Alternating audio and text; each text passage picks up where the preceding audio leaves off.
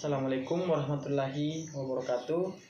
Perkenalkan, nama saya Muhammad Arif Pabali, NIM 2004020055, Prodi Perbankan Syariah, kelas PBS 4C. Nah, di sini saya akan menjelaskan sedikit materi yang sudah ada, di mana saya akan menjelaskan materi yang sudah diajarkan selama 1 atau 2 semester ini. Di mana materi yang saya mau jelaskan pertama yaitu pengertian analisis titik impas. Jadi pengertian analisis titik impas ini merupakan salah satu analisis keuangan yang sangat penting dalam perencanaan keuangan perusahaan, di mana analisis titik impas ini sering juga disebut sebagai perencanaan laba. Jadi analisis ini biasanya sering digunakan apabila perusahaan ingin mengeluarkan suatu produk baru, di mana di dalam titik impas ini ada beberapa hal yang penting yang harus diketahui. Yang pertama itu berapa tingkat keuntungan laba yang ingin dicapai dalam suatu periode. Yang kedua, berapa besarnya kapasitas produksi yang sudah tersedia. Yang ketiga, berapa jumlah biaya yang ingin dikeluarkan. Di mana materi yang kedua yang saya menjelaskan yaitu manajemen kas dan surat berharga, di mana kas dan surat berharga ini merupakan komponen yang berada dalam aktiva lancar, di mana kedua komponen ini merupakan aktiva yang paling likuid dalam suatu perusahaan itu. Adapun unsur-unsur dalam penyusunan anggaran kas yaitu yang pertama penerimaan kas, yang kedua pengeluaran kas, yang ketiga perubahan kas, dan yang keempat kebutuhan kas. Materi ketiga yaitu analisis kredit.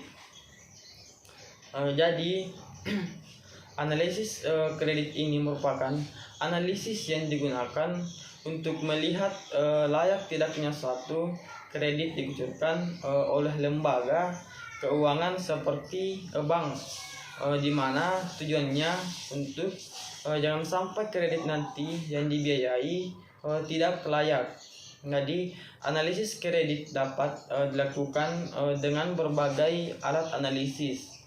Yang pertama karakter, yang kedua capacity, yang ketiga kapital, yang keempat condition, dan yang kelima collateral. Di mana materi yang keempat yaitu manajemen sediaan, di mana pengertian dari sediaan itu sendiri merupakan salah satu aspek yang sangat penting dikelola oleh sebuah perusahaan itu sendiri, atau barang yang harus disediakan oleh perusahaan pada suatu tempat tertentu.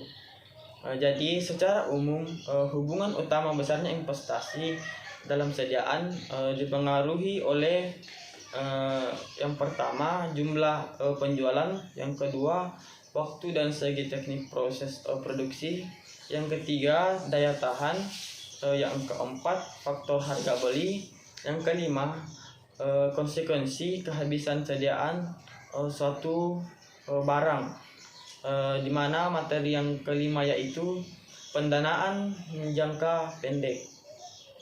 Jadi di mana tujuan dari perencanaan jangka pendek ini adalah untuk menjaga likuiditas suatu perusahaan, di mana perencanaan keuangan jangka pendek ini juga dibutuhkan untuk membiayai aktivitas dalam suatu perusahaan itu sendiri, di mana ada beberapa jenis pendanaan jangka pendek.